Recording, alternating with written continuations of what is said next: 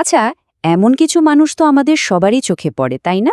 যারা যেন অন্যদের মনের ভেতরটা দেখতে পায়, কারোর সাথে কথা বললেই তার আসল উদ্দেশ্যটা বুঝে ফেলে।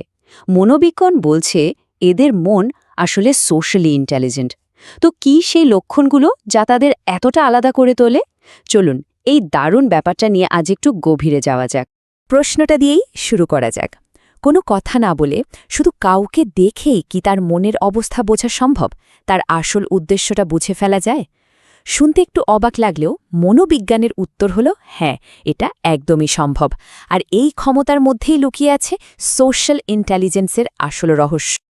আমরা আমাদের আলোচনার প্রথম পর্বে ঢুকছি, আর এই পর্বটা হলো কথার বাইরের একটা জগৎ নিয়ে। এমন একটা জগৎ যেখানে শব্দের কোনো দাম নেই, সেখানে ভাব বিনিময় হয় নীরব সংকেত আর গভীর অনুভূতি দিয়ে। চলুন এই জগতের ভাষাটা একটু শেখার চেষ্টা করা যাক। সোশ্যাল ইন্টেলিজেন্স মানেই হল মানুষের পারস্পরিক যোগাযোগের এই নীরব ভাষা বা সাইলেন্ট ল্যাঙ্গুয়েজ পড়তে পারার ক্ষমতা। মানে যা বলা হচ্ছে তার আড়ালে আরও অনেক কিছু ঘটে যায়, আর যারা এই নীরব ভাষাটা পড়তে পারে তারাই কিন্তু যে কোনো সামাজিক পরিস্থিতিতে এক ধাপ এগিয়ে থাকে। তাহলে প্রশ্নটা হলো, এই নীরব ভাষাটা ঠিক কিভাবে পড়া যায়? এর উত্তরটা কিন্তু লুকিয়ে আছে আমাদের চারপাশের কিছু খুব ছোট ছোট সূক্ষ্ম সংকেতের মধ্যে। তো কি সেই সংকেতগুলো আর কিভাবে সেগুলো চিনতে হয়, চলুন এবার সেটাই একটু বিস্তারিতভাবে জেনে নিই। এই তালিকার প্রথমেই আসে মাইক্রো রিয়াকশন। এটা কি? এটা হলো মুখের এমন একটা অভিবৃত্তি যা 1 সেকেন্ডেরও কম সময়ের জন্য আসে আবার মিলিয়েও যায়। এটা কিন্তু আমাদের অবচেতন মনের আসল অনুভূতিটা ফাঁস করে দেয়। ধরুন কেউ মুখে হাসছে, কিন্তু একটা কথা শুনে তার ভুরুটা 1 মুহূর্তের জন্য কুঁচকে গেল। ওই যে ছোট্ট মুহূর্তের রিয়াকশন, ওটাই হলো মাইক্রো রিয়াকশন। যারা সোশ্যালি ইন্টেলিজেন্ট তাদের মধ্যে দুটো অসাধারণ ক্ষমতা থাকে। এক, তারা মানুষের এই 1 মুহূর্তের মাইক্রো রিয়াকশনগুলো চট করে ধরে ফেলে। আর 2, তারা কোনো ঘরে ঢুকেই সেখানকার পরিবেশটা, মানে যাকে আমরা ভাইব বলি, সেটা বুঝে নিতে পারে। মানুষজন কি আরামে আছে নাকি চাপা টেনশন কাজ করছে, এসব তারা খুব সহজেই ফিল করতে পারে। বেশ, সংকেত তো দেখা গেল, ধরাও গেল, কিন্তু এই সূক্ষ্ম সংকেতগুলোর আসল মানে কি? মানে এগুলো থেকে সঠিক অর্থটা বের করা হয় কিভাবে? এর পেছনের মনস্তাত্ত্বিক কৌশলটা আসলে কি? চলুন এবার সেই রহস্যটা ভেদ করা যাক। এই সংকেতগুলো বোঝার ক্ষমতার পেছনে কিন্তু একটা বেশ শক্তিশালী মনস্তাত্ত্বিক ভিত্তি আছে। এই পর্বেই আমরা সেই ভিত্তিটা খুঁজে বের করব, যা সোশ্যাল ইন্টেলিজেন্সের মূল চালিকা শক্তি। যে কোনো কথাকে ইউনোতে একটা বরফখণ্ডের সাথে তুলনা করা যায়।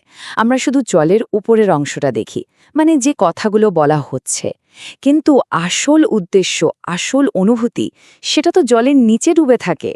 যারা সোশ্যালি ইন্টেলিজেন্ট তারা কিন্তু ওই জলের নিচের বিশাল অংশটাও দেখতে পায়। এই যে বলা কথা আর তার পেছনের আসল উদ্দেশ্য, এই দুটোর মধ্যে একটা সেতুর মতো কাজ করে একটা বিশেষ মানসিক গুণ। কি সেটা? চলুন পরের স্লাইডেই দেখি। আর এটাই হলো সেই বিশেষ গুণটা, হাই ইন্টারপার্সোনাল সেন্সিটিভিটি। সহজ বাংলায় বললে অন্যদের মেজাজ, অনুভূতি আর উদ্দেশ্য বোঝার এক অসাধারণ ক্ষমতা। এটা অনেকটা একটা অদৃশ্য অ্যান্টেনার মতো কাজ করে, যা অন্যদের মানসিক তরঙ্গের সাথে নিজেকে খুব সহজে মিলিয়ে নিতে পারে। তাহলে এতক্ষণের আলোচনায় আমরা সূক্ষ্ম সংকেত আর তার পেছনের মনস্তাত্ত্বিক ভিত্তিটা সম্পর্কে জানলাম। এবার চলুন এই সব কিছুকে একসাথে মিলিয়ে দেখি আর বোঝার চেষ্টা করি যে এই সংবেদনশীলতার আসল শক্তিটা ঠিক কোথায়। পুরো প্রক্রিয়াটা আসলে এই 3টা সহজ ধাপে ঘটে। প্রথমে সূক্ষ্ম সংকেতগুলো, মানে ওই মাইক্রো রিয়াকশনগুলো পর্যবেক্ষণ করা হয়। এরপর নিজের ইন্টারপার্সোনাল সেন্সিটিভিটি ব্যবহার করে সেই সংকেতগুলোর মানে বের করা হয়। আর সবশেষে কথার আড়ালে থাকা আসল উদ্দেশ্যটা বোঝা যায়। এটাই হলো সোশ্যাল পারসেপশনের মূল সূত্র। তার মানে এটা কিন্তু কোনো মন পড়ার ক্ষমতা বা জাদু নয়, একদমই না। এটা আসলে খুব গভীরভাবে শোনার একটা শিল্প। শুধু কান দিয়ে নয়, চোখ আর অনুভূতি দিয়েও শোনা। এই যে না বলা কথাগুলো শোনার ক্ষমতা, এটাই হলো সোশ্যাল ইন্টেলিজেন্স। শেষ করার আগে একটা প্রশ্ন রেখে যাই। এই যে নীরব ভাষা যা আমাদের চারপাশে সারাক্ষণ বিনিময় হচ্ছে, এটা আমাদের প্রতিদিনের সম্পর্কগুলোকে, আমাদের পরিবার, বন্ধুত্ব আর কর্মক্ষেত্রের যোগাযোগকে ঠিক কতটা প্রভাবিত করে? একটু ভেবে দেখার মতো বিষয়, তাই না?